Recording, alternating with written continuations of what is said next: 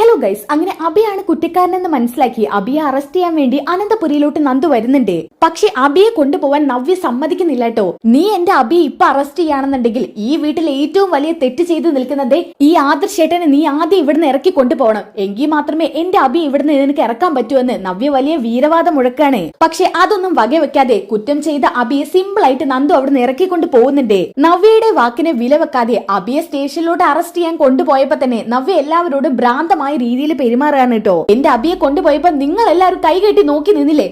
ഇനി നിങ്ങളോട് എനിക്ക് ഒരു അക്ഷരം പറയാനില്ല. ഇതൊക്കെ പറഞ്ഞിട്ട് ആദർശിന്റെയും നയനയുടെ അടുത്ത് പോയിട്ട് വലിയ ഡയലോഗൊക്കെ അടിക്കുന്നുണ്ട്. എന്നാൽ നവ്യ അവിടെ ഒരു നിമിഷം പോലും നിൽക്കാതെ നേരെ പോകുന്നത് നന്ദാവനത്തിലോട്ടാണ്. അവിടെ കയറി ചെല്ലുന്നത് ഒരു ഭ്രാന്തമായ രീതിയിലാണ് കേട്ടോ. അവിടെയുള്ള സാധനങ്ങളൊക്കെ വലിച്ചെറിയുന്നുണ്ട് ദേഷ്യം പിടിച്ച്. എന്നാൽ ഈ പൊട്ടുന്ന ശബ്ദങ്ങൾ കേട്ടിട്ടാണ് ഗോവിന്ദനും കനകയും അകത്തോട്ട് വരുന്നത്. ആ സമയത്ത് ഭ്രാന്തമായി പലതും വലിച്ചെറിയുന്ന നവ്യയാണ് കാണിക്കുന്നത്. കണ്ട് നവ്യയുടെ അടുത്ത് എന്ന ഗോവിന്ദനോടും കനകയോടും നവ്യ ഒരു കാര്യം പറയുന്നുണ്ട്. നിങ്ങളുടെ മൂത്ത മകളും മരുമകനും സന്തോഷത്തോടെ ജീവിക്കട്ടെ, എന്നും നിങ്ങൾക്കൊക്കെ അതാണല്ലോ ആഗ്രഹം എന്നൊക്കെ പറഞ്ഞിട്ട് പൊട്ടിത്തെറിക്കാൻ കേട്ടോ.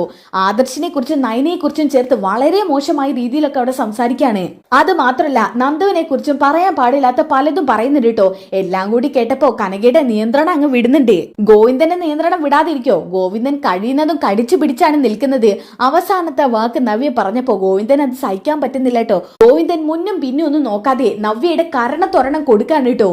ആ കിട്ടിയതുമായിട്ട് തറയിൽ വീഴുന്ന നവ്യ എഴുന്നേൽപ്പിക്കുന്നുണ്ട് കനക. എന്നിട്ട് പറയുന്നുണ്ട്, നീ അറിയാത്ത പല സത്യങ്ങളും നിന്റെ ചുറ്റിലും നടക്കുന്നുണ്ട്. നിന്റെ ജീവിതം മുന്നോട്ട് കൊണ്ടുപോകാൻ വേണ്ടിയിട്ടാ നിന്റെ അനിയത്തിമാര് കഷ്ടപ്പെടുന്നത്.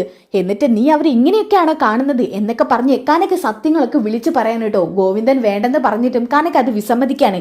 ഇനിയും ഇവൾ അറിഞ്ഞിട്ടില്ലെന്നുണ്ടെങ്കിൽ എന്റെ മക്കളെ കുറിച്ച് ഇവൾ ഇതും പറയും, ഇതിന് അങ്ങേപ്പുറം പറയാണ്. എന്നിട്ട് പറയുന്നുണ്ട്, കേട്ടോടി, സത്യമൊക്കെ നീ അറിയണമെന്നുണ്ടെങ്കിൽ കേട്ടോ. നിന്റെ ഭർത്താവ് തന്നെയാണ് ചന്തുമോളുടെ അച്ഛൻ.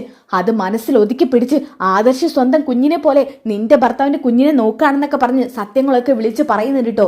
അതോടുകൂടിയിട്ട് നവ്യക്ക് മനസ്സിലാവാണ് അബിയുടെ യഥാർത്ഥത്തിൽ അബിയുടെ കുഞ്ഞ് തന്നെയാണ് ചന്തുമോൾ എന്നുള്ളത്. ഈ ഒരു ട്വിസ്റ്റ് നിറഞ്ഞ എപ്പിസോഡാണ് കേട്ടോ ഇനി വരാനിരിക്കുന്നത്. അനന്തപുരിയിൽ ട്വിസ്റ്റ് നിറഞ്ഞ എപ്പിസോഡുകളാണ്. എന്തായാലും നമുക്ക് ഈ ഒരു എപ്പിസോഡ് നോക്കാം. ഈ എപ്പിസോഡിന്റെ തുടക്കത്തിൽ തന്നെ കാണിക്കുന്നത് നന്ദുവിനെയാണ് കേട്ടോ. നന്ദുവിനെ കാണാൻ വേണ്ടി സ്റ്റേഷനിലോട്ട് അനി വരുന്നുണ്ട്.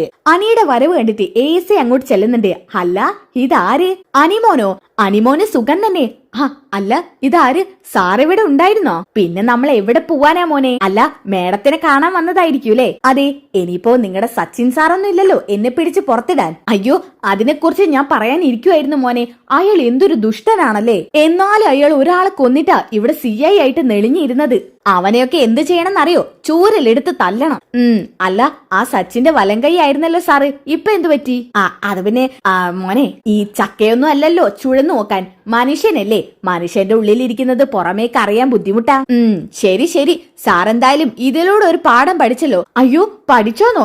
ഇനി ഞാൻ മേഡം എന്തു പറയുന്നു അതുപോലെ മാത്രം ചെയ്യൂ. സത്യസന്ധമായിട്ട് ജീവിക്കാനാ എനിക്കിഷ്ടം. അതെനിക്കറിയാം. നിങ്ങളുടെ മുൻപത്തെ ഡീറ്റെയിൽസ് എടുത്ത് നോക്കിയാലേ നിങ്ങൾ എത്ര കൈക്കൂലി വാങ്ങിയിട്ടുണ്ടെന്നുള്ളതൊക്കെ നന്ദുവിന് പിടിച്ചെടുക്കാൻ നിസ്സാരാ. പിന്നെ നന്ദു അത് ചെയ്യാത്തതേ മറ്റൊന്നും കൊണ്ടല്ല, നിങ്ങളുടെ പ്രായത്തെ മാനിച്ചോണ്ടും നിങ്ങളെ ആശ്രയിച്ച് കഴിയുന്ന നിങ്ങളുടെ ഭാര്യയും 4 മക്കളുണ്ടല്ലോ അവരോർത്തിട്ടുമാണ്. അതുകൊണ്ട് ഇനിയെങ്കിലും നല്ല രീതിയിൽ ജോലി ചെയ്ത് ജീവിക്കാൻ നോക്ക്. സർക്കാരിന് അത്യാവശ്യ ശമ്പളമൊക്കെ കിട്ടുന്നുണ്ടാവുമല്ലോ. അത് പിന്നെ മോനെ, എനിക്ക് 4 മക്കളല്ലേ, അതും 3 പെൺപിള്ളേരാ. ഇവരൊക്കെ കെട്ടിച്ചയക്കണമെന്നുണ്ടെങ്കിൽ ഇന്നത്തെ സ്വർണ്ണവിലയൊക്കെ മോൻ കറിഞ്ഞൂടെ? ആരും ഒന്നും വെറുതെ തരത്തില്ലല്ലോ. അപ്പോ എന്തെങ്കിലൊക്കെ ഉണ്ടാക്കിയിടാനെങ്കിൽ ഇതൊക്കെ അല്ലായിരുന്ന മോനെ മാർഗം. അയ്യോ, ഇനി എന്തായാലും ഞാൻ കൈക്കൂലി കൈകൊണ്ട് വാങ്ങില്ല. നിങ്ങൾ കൈകൊണ്ട് വാങ്ങില്ല, അല്ലാതെ വാങ്ങിച്ചു വെക്കും. മോനെ, ഞാനിനി ഒരിക്കലും കൈകൊണ്ട് തൊടില്ല. തൊടാതിരുന്ന നിങ്ങൾക്ക് നിങ്ങളുടെ കുടുംബത്തിന് നല്ലത്. ഇതും പറഞ്ഞോണ്ട് അനി അകത്തോട്ട് കയറി പോവാൻ കേട്ടോ. അവന്റെ ഒരു അഹങ്കാരം കണ്ടില്ലേ? എന്ത് പറഞ്ഞാലും ആ CI ഉള്ള സമയത്ത് വല്ല നക്കാപ്പിച്ചെങ്കിലും കിട്ടുമായിരുന്നു. ഇതിപ്പോ ശമ്പളം മാത്രം. എന്റെ തലവിധി എന്ന് പറയാലോ. അതുപോലെ ഒരു മാറാണത്തെ ഇവിടെ SI ആയിട്ട് നിയമിച്ചത്. ഇനി ഇതൊക്കെ ചുമന്നല്ലേ പറ്റൂ. ഇതും പറഞ്ഞുകൊണ്ട് അയാൾ അവിടുന്ന് പോവാൻ കേട്ടോ. അങ്ങനെ അനി മുറിയിലോട്ട് കയറി വരുന്നത് കാണിക്കുന്നുണ്ട്. ഹലോ മേഡം, അനി വന്നോ? പിന്നെ വരാതെ നീ ഒന്ന് വിളിച്ച ഞാൻ ഓടി എത്തില്ലേ? ഇപ്പ CI ഒന്നും ഇല്ലല്ലോ, അതുകൊണ്ട് എപ്പ വേണമെങ്കിലും കയറി വരാം. അത് ശരിയാ. ആ മാറണ എവിടുന്ന് പോയതോടെ ഇവിടുത്തെ കേസും കാര്യങ്ങളൊക്കെ അത്യാവശ്യം നല്ല രീതിയിൽ മുന്നോട്ട് പോകുന്നുണ്ട്. അതിനിടയ്ക്ക് അയാൾ കൈക്കൂലി വാങ്ങി ഏതൊക്കെ കേസുകൾ ഒതുക്കി തീർത്തെന്നറിയോ? ഞാൻ അറിയാത്ത പല കേസുകളും. ഇനി അതൊക്കെ ഒന്നിന്ന് റീഓപ്പൺ ചെയ്ത് തുടങ്ങണം. അതിനിടക്കാണ് മൂർത്തീസ് ജ്വല്ലറിയിലെ കള്ളക്കടത്തിന്റെ കേസ് ഞാൻ റീഓപ്പൺ ചെയ്തത്. നന്ദു, ഞാൻ അതിനെക്കുറിച്ച് ചോദിക്കാനിരിക്കുവായിരുന്നു. അതെന്തായി? അതിനെക്കുറിച്ച് എനിക്ക് വ്യക്തമായ ധാരണ കിട്ടിയിട്ടുണ്ട്. ധാരണ മാത്രമല്ല, അതാരാ ചെയ്തതെന്ന് നല്ല വ്യക്തമായ ഉത്തരം കിട്ടിയിട്ടുണ്ട്. അതിനുവേണ്ട സാക്ഷികളും എവിഡൻസ് ഒക്കെ എനിക്ക് കിട്ടിക്കഴിഞ്ഞു. എന്നാ പറ നന്ദു, ആരാ നമ്മുടെ കമ്പനിയോട് വിശ്വസവഞ്ചന കാണിച്ചത്? വേറെ ആര്? നിങ്ങളുടെ വീട്ടിൽ തന്നെ ഉണ്ടല്ലോ ഒരുത്തൻ, തല തിരിഞ്ഞൊരുത്തൻ. ആര്? അഭിയോ? ആ, അവൻ തന്നെ. അപ്പോ സംശയിച്ച പോലെ തന്നെ അവൻ തന്നെ ഇതിന്റെ പിന്നിൽ അല്ലേ? അതെ. അവനെ രണ്ടാമതും ബ്രാഞ്ച് ഏൽപ്പിച്ചില്ലേ? ആ ചുരുങ്ങിയ സമയം കൊണ്ട് അവൻ കോടികളാണ് നിസ്സാരമായിട്ട് കൈക്കലാക്കിയത്. ലക്ഷങ്ങളൊന്നുമല്ല, കോടികൾ. കോടികളോ? അതെ നന്ദു.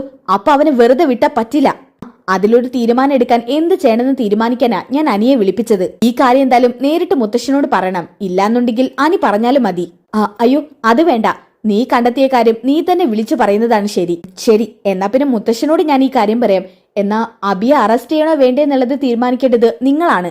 അറസ്റ്റ് ചെയ്യാതെ പിന്നെ എന്ത് ചെയ്യാനാ നന്ദു? ഇങ്ങനെ കൊടും ചതി ചെയ്യുന്ന വ്യക്തിയെ എങ്ങനെയാ നമ്മളെ വിശ്വസിച്ച് നമ്മുടെ കമ്പനി ഏൽപ്പിക്കുക?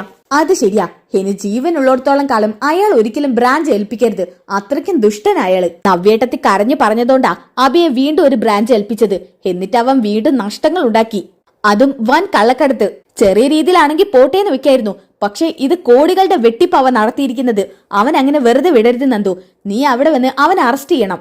ആദർശേട്ടനോടും കൂടി ആലോചിച്ചിട്ട് എന്താ വേണ്ടെന്ന് വെച്ച ചെയ്യാനീ. ശരി നന്ദു, എന്നാ പിന്നെ ആദർശേട്ടന്റെ അടുത്തോട്ട് പോട്ടെ ഞാൻ. അവിടെ ചെന്ന് ആദർശേട്ടന്റെ അഭിപ്രായം നോക്കിയിട്ട് എന്ത് വേണമെന്ന് വെച്ചാൽ ചെയ്യാം. ശരി നന്ദു. എന്തായാലും അവന് വെറുതെ വിടരുത് നീ. ലോക്കപ്പിലിട്ട് ഇഞ്ചിഞ്ചായി ചതച്ച് ഇല്ലാതാക്കണം. അങ്ങനെ ഇല്ലാതാക്കാനൊന്നും എനിക്ക് പറ്റില്ല. എന്തായാലും അവൻ ചെയ്ത കള്ളത്തരങ്ങളൊക്കെ നിയമത്തിന് മുന്നിൽ തെളിയണം.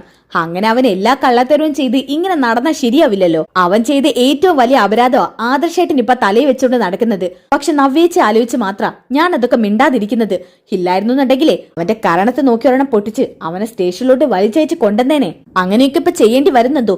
ശരിക്കും പറഞ്ഞാലേ ഞാനിപ്പോ അവനെ കണ്ടു കഴിഞ്ഞാൽ അവനെ കഴുത്ത് നെരിച്ച് കൊല്ലും. അയ്യോ അനി, നീ നിയന്ത്രണം വിട്ട് ഒന്നും ചെയ്യാൻ നിൽക്കണ്ട. ആദർശേട്ടനോട് ചോദിച്ചിട്ട് എന്ത് വേണമെന്ന് വെച്ചാൽ നമുക്ക് ചെയ്യാം. ശരി നന്ദു, എന്നാ പിന്നെ ഞാൻ ഇറങ്ങട്ടെ. ബ്രാഞ്ചിലേക്ക് പോവാൻ ഇറങ്ങിയതാ. നീ വിളിച്ചതുകൊണ്ട് ഇങ്ങോട്ട് വന്നതാ. ശരി അനി. പിന്നെ അനി, ബ്രാഞ്ചിൽ ഇങ്ങനെ ഉഴപ്പൊന്നും ചെയ്യരുത്. ഇനി എന്നും ബ്രാഞ്ചിൽ പോവണം. അത് പിന്നെ പറയാനുണ്ടോ? ഇപ്പൊ എന്റെ മനസ്സിലെ ഭാരമൊക്കെ ഏകദേശം ഒഴിഞ്ഞു പോയില്ലേ. അതുകൊണ്ട് ഇനി എന്തായാലും ഓഫീസ് കാര്യങ്ങളിലൊക്കെ ശ്രദ്ധിക്കും. എന്തായാലും ഇത് നന്ദുവിന് ഞാൻ തന്ന വാക്കാണ്. അതൊരിക്കലും ഞാൻ തെറ്റിക്കില്ല. എന്നാ പിന്നെ നന്ദുന്റെ ഡ്യൂട്ടി സ്റ്റാർട്ട് ചെയ്തോ. ഞാൻ പോട്ടെ. ഇതും പറഞ്ഞുകൊണ്ട് അനി അവിടെ നിന്ന് ഇറങ്ങി പോവാണ് കേട്ടോ. നന്ദു ഒരു പുഞ്ചിരിയോടെ ഇങ്ങനെ നിൽക്കുന്നത് കാണിക്കുന്നുണ്ട്. പിന്നെ കാണിക്കുന്നത് നന്ദു നേരെ ആദർശമുള്ള ഓഫീസിലേക്ക് എത്തുന്നതാണ്. ഓഫീസിനുള്ളിലോട്ട് കയറി വരുമ്പോ തന്നെ ഈ സ്വർണ്ണ പണിക്കാരൻ കാണുന്നുണ്ട് കേട്ടോ. അയ്യോ ഈശ്വര, എന്നെ വീണ്ടും ചോദ്യം ചെയ്യാൻ വന്നതാണോ? എന്തായാലും എന്റെ ജോലി പോയി. എന്റെ കുടുംബം പട്ടിണിയിലാവും. ഏത് നേരത്താണോ അയാളുടെ അത്യാഗ്രഹത്തിന് കൂടെ നിൽക്കാൻ തോന്നിയത്? അയാള് വേണമെങ്കിൽ കാല് വാരും എന്റെ തലയിലോട്ടിട്ടിട്ട്. ആ അഭിസാർ അത്രയ്ക്കും ദുഷ്ടനാ. ഒരു നിമിഷം കൂടി എനിക്ക് ചിന്തിക്കായിരുന്നു. അതിനെങ്ങനെയാ? എല്ലാം വത്സലയുടെ ആർത്തിയല്ലേ. അവളോട് ഞാൻ പറഞ്ഞതാ വേണ്ട വേണ്ടാന്ന്. അപ്പൊ അവക്ക് അഭിസാർ പറഞ്ഞതാ വലിയ കാര്യം. എല്ലാം അവൾ തന്നെ അനുഭവിക്കട്ടെ. ഞാൻ ഒറ്റയ്ക്കെടുത്ത തീരുമാനമൊന്നും അല്ലല്ലോ. ഇതും പറഞ്ഞുകൊണ്ട് സ്വയം കുറ്റപ്പെടുത്താണ് കേട്ടോ അയാള്. അങ്ങനെ നന്ദുവിനെ കണ്ട പാടെ തന്നെ ഒരു സ്റ്റാഫ് അവിടുന്ന് എഴുന്നേറ്റ് നിൽക്കുന്നുണ്ട്. മാഡം, ആദർശ സാറിനെ കാണാനാണോ? അതെ സാറ്, ഒരു ക്ലയന്റുമായി അർജന്റ് മീറ്റിംഗിലാണ്. വേണമെങ്കിൽ ഞാൻ വിളിക്കാം. അയ്യോ വേണ്ട, മീറ്റിംഗിലാണെന്നുണ്ടെങ്കിൽ അത് നടക്കട്ടെ. ഞാൻ ഇവിടെ വെയിറ്റ് ചെയ്യാം. മീറ്റിംഗ് കഴിഞ്ഞാൽ എന്നോട് പറഞ്ഞാൽ മതി. അയ്യോ മാഡം ഇവിടെ വന്നു എന്നുള്ള വിവരം സാറിനെ അറിയിച്ചിട്ടില്ലെങ്കിൽ ചിലപ്പോ സാർ ഞങ്ങളെ വഴക്ക് പറയും. അതൊന്നും പറയില്ല. എന്തായാലും മീറ്റിംഗ് കഴിയട്ടെ. ഞാൻ ഇതുവരെ ഇവിടെ വെയിറ്റ് ചെയ്യാം. ശരി മാഡം. ഇത് പറഞ്ഞുകൊണ്ട് ആ സ്റ്റാഫ് അവിടുന്ന് പോകുന്നുണ്ട് കേട്ടോ. അങ്ങനെ കുറച്ചു നേരം നന്ദു അവിടെ വെയിറ്റ് ചെയ്യുന്നുണ്ട്. വെയിറ്റ് ചെയ്തുകൊണ്ടിരിക്കുന്ന സമയത്താണ് നന്ദുവിന് ഒരു കോള് വരുന്നത്. അത് മറ്റാരും അല്ല കേട്ടോ, നയന തന്നെയാണ്. നയനേച്ചിയാണല്ലോ. ഇതും പറഞ്ഞുകൊണ്ട് നന്ദു നേരെ ഫോൺ എടുക്കുന്നുണ്ട്. ഹലോ ചേച്ചി. നന്ദു ഡ്യൂട്ടിയിലാണോ? അതെ ചേച്ചി. എന്തെങ്കിലും പറയാനുണ്ടോ? പറയാനുണ്ടായിരുന്നു. ഇപ്പൊ ഡ്യൂട്ടിയിലല്ലേ, നീ ഒന്ന് ഫ്രീ ആയിട്ട് വിളിക്ക്. അയ്യോ അത് കുഴപ്പമില്ല. ഡ്യൂട്ടിയിലാണെങ്കിലും ചേച്ചി പറയുന്നത് കേൾക്കാതിരിക്കാൻ മാത്രം വലിയ ഡ്യൂട്ടി ഒന്നും ഇപ്പൊ എനിക്കില്ല. വേറൊന്നും അല്ല മോളെ, അന്വേഷണം എവിടെ എത്തിയെന്ന് അറിയാൻ വേണ്ടി വിളിച്ചതാ. അന്വേഷണം ഫൈനൽ സ്റ്റേജിലെത്തി. എന്ന് വെച്ചാ ചേച്ചി, യഥാർത്ഥ പ്രതിയെ ഞാൻ കണ്ടുപിടിച്ചെന്നർത്ഥം. വെറും 2 ദിവസം കൊണ്ട് യഥാർത്ഥ പ്രതിയെ കണ്ടെത്തിയോ? കണ്ടെത്തി ചേച്ചി. എന്നിട്ടാണോ ഇതുവരെ അവിടെ കേസ് അന്വേഷിക്കാൻ വേണ്ടി ഏൽപ്പിച്ച പോലീസുകാരൊക്കെ ഇത്രയും കാലതാമസം എടുത്തത്? ചേച്ചി, ഈ പറഞ്ഞ പ്രതിയുണ്ടല്ലോ, അത്ര നിസ്സാരക്കാരനൊന്നും അല്ല, പണക്കാരനും കൂടിയാ. അങ്ങനെയുള്ള ഒരു വ്യക്തിക്ക് നിസാറായിട്ട് പോലീസുകാരൊക്കെ കയ്യിലെടുത്തൂടെ? പണം ഉണ്ടെങ്കിൽ പിന്നെ പോലീസുകാരെ സ്വാധീനിക്കാൻ എന്താ ബുദ്ധിമുട്ട്? സത്യസന്ധരായ പോലീസുകാർ ഒരിക്കലും ഇതിന് കൂട്ടു നിൽക്കില്ല. എന്നാ പോലീസ് എന്ന വാക്കിന് അറപ്പുണ്ടാക്കുന്ന ചില ഇനങ്ങളുണ്ട്. കാക്കി വസ്ത്രമിട്ടിട്ട് തെറ്റുകൾ മാത്രം ചെയ്യാൻ വേണ്ടി ഇറങ്ങിത്തിരിക്കുന്ന ഇനങ്ങൾ. അത്തരം ആളുകളൊക്കെ ഇവരുടെ കൂടെ കൂട്ടു നിൽക്കും ചേച്ചി. എന്തായാലും സമാധാനായി. പ്രതിയെ കിട്ടിയല്ലോ. അല്ല മോളെ, ആരാ പ്രതി എന്ന് പറഞ്ഞില്ലല്ലോ? ആരാ പ്രതിയെന്ന് പറയേണ്ട ആവശ്യമില്ല, നിങ്ങളൊക്കെ സംശയിച്ച വ്യക്തി തന്നെയാ. കൂടുതൽ ചിന്തിക്കാനൊന്നുമില്ല ചേച്ചി, ആ അബി തന്നെ, ദുഷ്ടനായ അബി. എന്ത്, അബിയോ? അതെ ചേച്ചി, നിങ്ങളൊക്കെ സംശയം പ്രകടിപ്പിച്ചില്ലേ, ആ അബി തന്നെയാണ് ഇതിന്റെയൊക്കെ പിന്നിൽ. പിന്നെ ചേച്ചി, ഇത്രയും കാലത്തിനുള്ളില് അവൻ ലക്ഷങ്ങളല്ല തട്ടിയെടുത്തത്, കോടികളാണ്. അയ്യോ, കോടികളോ? അതെ ചേച്ചി, അവൻ തട്ടിപ്പിലൂടെയും വെട്ടിപ്പിലൂടെയും ഒക്കെ ബ്രാഞ്ചിൽ നിന്നും അവൻ ഒരുപാട് പണം കൈക്കലാക്കിയിട്ടുണ്ട്. ഇതുപോലത്തെ കള്ളക്കടത്ത് നടത്തിയിട്ട് അവൻ എന്ത് എത്ര കിട്ടിയാലും നന്നാവാത്തത്? അയാൾ അങ്ങനെ നന്നാവുന്ന കൂട്ടത്തിലല്ലെന്ന് ചേച്ചിക്ക് മനസ്സിലായില്ലേ? എന്നാലും അങ്ങനെ നമുക്ക് പറയാൻ പറ്റുമോ മോളെ? നമ്മുടെ ചേച്ചിയുടെ ഭർത്താവല്ലേ അത്. പറഞ്ഞിട്ട് എന്താ കാര്യം ചേച്ചി? ഇതൊക്കെ സത്യം പറഞ്ഞാലേ നവ്യേച്ചി അറിയാ വേണ്ടത്. എന്നിട്ട് അവന്റെ കഴുത്തിന് പിടിച്ച് അവൻ അനന്തപുരിന്ന് പുറത്തോട്ടാക്കണം. ഊരും പേരും ഇല്ലാതെ 5 പൈസ കയ്യിലെടുക്കാൻ കഴിയാതെ നിരകിക്കണം അവൻ. ഈ കിട്ടിയ വലിയ സൗഭാഗ്യങ്ങളൊക്കെ എന്തുകൊണ്ട് വലുതായിരുന്നു എന്ന് അവൻ ചിന്തിക്കുന്ന നിമിഷം വരണം. പക്ഷെ എന്ത് ചെയ്യാനാ മോളെ, എല്ലാം നമ്മുടെ തലവിധിന്ന് പറയാലോ. ഒരു പ്രശ്നം ഒതുക്കാൻ നോക്കുമ്പോ അടുത്ത പ്രശ്നം ഉണ്ടാവുക. ആ ചേച്ചി ഇതൊന്നും ആലോചിച്ച് വെറുതെ വിഷമിക്കാൻ നിൽക്കണ്ട. ചേച്ചി മാത്രല്ല ഇപ്പോ ചേച്ചിയുടെ വയറ്റിൽ ഒരു കുഞ്ഞും കൂടി ഉള്ളതാണ്. അങ്ങനെയുള്ള സ്ഥിതിക്ക് ചേച്ചി ഒരിക്കലും ഇതേക്കുറിച്ചൊന്നും ആലോചിച്ച് വിഷമിക്കരുത്. ഇല്ല മോളെ, പക്ഷെ എത്രയൊക്കെ പറഞ്ഞാലും നമ്മുടെ ചേച്ചിയുടെ ജീവിതം നശിക്കുന്നു എന്നറിയുമ്പോ ആർക്കായാലും വേദന കാണില്ലേ? എന്റെ ചേച്ചി, ഇതുപോലൊരു ദുഷ്ടന്റെ കൂടെ നമ്മുടെ ചേച്ചി ജീവിക്കുന്നേക്കാളും ഭേദം ഒറ്റയ്ക്ക് സന്തോഷമായിട്ട് ജീവിക്കുന്നതാ. ഏതെങ്കിലും കാലത്ത് നമ്മുടെ ചേച്ചിക്ക് നല്ലൊരു ബന്ധം കിട്ടും. ഇത് പറഞ്ഞുകൊണ്ടിരിക്കുമ്പോഴാണ് ആദർശ മീറ്റിംഗ് കഴിഞ്ഞ് ആദർശം ക്ലയന്റ് കൂടി പുറത്തോട്ട് വരുന്നത്. ഇത് കണ്ട നന്ദു പറയുന്നുണ്ട്, ആ ചേച്ചി, ഞാനൊരു കാര്യം പറയാൻ വിട്ടു. ഞാനിപ്പോ ഉള്ളത് ആദർശേട്ടന്റെ ഓഫീസിലാണ്. ആദർശേട്ടന്റെ ഓഫീസിലോ? നീ എന്താ അവിടെ? ഇത് പറയാൻ വേണ്ടി വന്നതാ ചേച്ചി. എന്തായാലും സത്യം അറിഞ്ഞ സ്ഥിതിക്ക് ആദർശേട്ടനെ വിവരം അറിയിക്കാന്ന് കരുതി. ശരി മോളെ, എന്നാ പിന്നെ ചേച്ചി വെച്ചോ, ഞാനൊന്ന് ചെന്ന് കാണട്ടെ. ഇതുവരെ ഒരു മീറ്റിംഗിലായിരുന്നു. ആ ശരി. ഇതും പറഞ്ഞുകൊണ്ട് നന്ദു ഫോൺ കട്ട് ചെയ്യാൻ കേട്ടോ. എന്നിട്ട് നേരെ ആദർശേട്ടന്റെ അടുത്തോട്ട് ചെല്ലുന്നുണ്ട്. നന്ദുവിനെ കണ്ടുപാടെ ആദർശ് പറയുന്നുണ്ട്, ആഹാ നന്ദു, നീ എപ്പോ വന്നു? ഞാൻ കുറച്ചു നേരമായി. എന്നിട്ടാണ് ഇവരാരും എന്നോടൊന്നും പറയാതിരുന്നത്? അയ്യോ, അതിന് അവരെ വഴക്കൊന്നും പറയണ്ട. ഞാനാ പറഞ്ഞത് മീറ്റിംഗ് കഴിഞ്ഞിട്ട് കണ്ടോളാം, ഞാൻ ഇവിടെ വെയിറ്റ് ചെയ്യാന്ന്. ഓ, അപ്പൊ നന്ദു അങ്ങനെ പറഞ്ഞതുകൊണ്ടാണ് ഇവർ എന്റെ അടുത്ത് വന്ന് പറയാതിരുന്നത്. നന്ദുവിന് അത് നേരത്തെ പറഞ്ഞിരുന്നെങ്കിൽ നന്ദു വലിയ തിരക്കുള്ള ആളല്ലേ, നേരത്തെ പോവായിരുന്നല്ലോ. അതിനിപ്പോ എന്താ ആദർശേട്ടാ, 1.5 മണിക്കൂർ കാത്തു നിൽക്കേണ്ടി വന്നു. അതിത്ര വലിയ സമയമൊന്നുമല്ല. എന്നാലും പോലീസുകാരെ സംബന്ധിച്ചിടത്തോളം അവർക്ക് കിട്ടുന്ന സമയമൊക്കെ വലുത് തന്നെയല്ലേ. അല്ല, ഇനിയും നന്ദുവിന്റെ സമയം കളയുന്നില്ല. നന്ദു വാ. ഇതും പറഞ്ഞ അവർ ഓഫീസ് മുറിയിലോട്ട് പോകുന്നുണ്ട് കേട്ടോ. നന്ദു വന്ന കാര്യം പറഞ്ഞില്ല. എന്തായാലും നമ്മുടെ കേസിന്റെ കാര്യമൊക്കെ അത് പറയാനാണ് ഞാൻ ഇങ്ങോട്ട് വന്നത്. അതിന്റെ ഫൈനൽ സ്റ്റേജ് എത്തി. ആരാണ് യഥാർത്ഥ പ്രതിയെന്ന് ഞാൻ കണ്ടെത്തുകയും ചെയ്തു.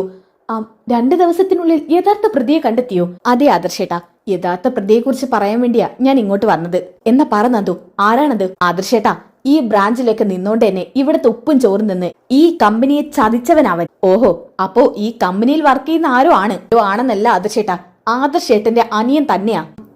അബിയോ? അതെ ആദർശേട്ടാ, ഇത്രയും നീചമായ പ്രവൃത്തികളൊക്കെ ചെയ്യുന്ന അബി തന്നെ ഇതും ചെയ്തിരിക്കുന്നത്. ഓഹോ, അപ്പൊ അവനാണ് ഇതിന്റെ പിന്നിലല്ലേ? അതെ, എത്ര തെറ്റുകൾ ചെയ്താലും വീണ്ടും വീണ്ടും അവൻ തെറ്റുകളിലേക്ക് പോയിക്കൊണ്ടിരിക്കുകയാണ്.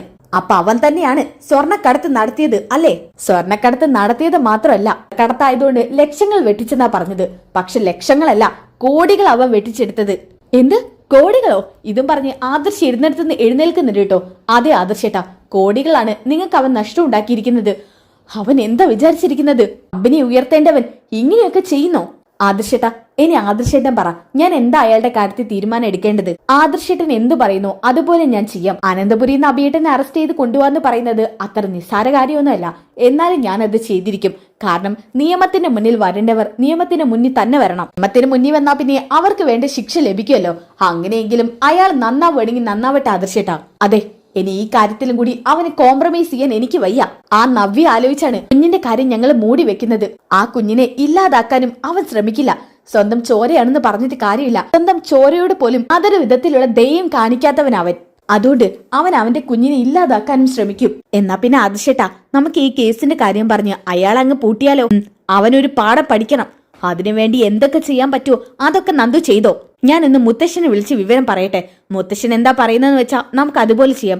ഇതും പറഞ്ഞുകൊണ്ട് മുത്തശ്ശന് ഫോൺ ചെയ്യാനിട്ട് ആദർശിയ. അങ്ങനെ ഫോൺ റിങ് ചെയ്തത് കണ്ടപ്പോ മുത്തശ്ശി പറയുന്നുണ്ട്, അതെ ഇദ്ദേഹത്തിന് ഫോൺ റിങ് ചെയ്യുന്നുണ്ട്. ഇതും പറഞ്ഞ മുത്തശ്ശി ഫോണിന്റെ അടുത്തോട്ട് പോകുമ്പോ ആദർശാണ് കേട്ടോ. ആദർശമോനാണ്. ആദർശോ? ആദർശന്റെ ഈ സമയത്ത് ഒന്നും പറയാൻ പറ്റില്ല. അവന്റെ ഭാര്യ ഉണ്ടല്ലോ ഇവിടെ. ചിലപ്പോ ദേവയാനിയെ വിളിച്ചിട്ട് കിട്ടിക്കാണില്ല. ഭാര്യയെ ശ്രദ്ധിക്കണം സൂക്ഷിക്കണം എന്നൊക്കെ പറയാനായിരിക്കും.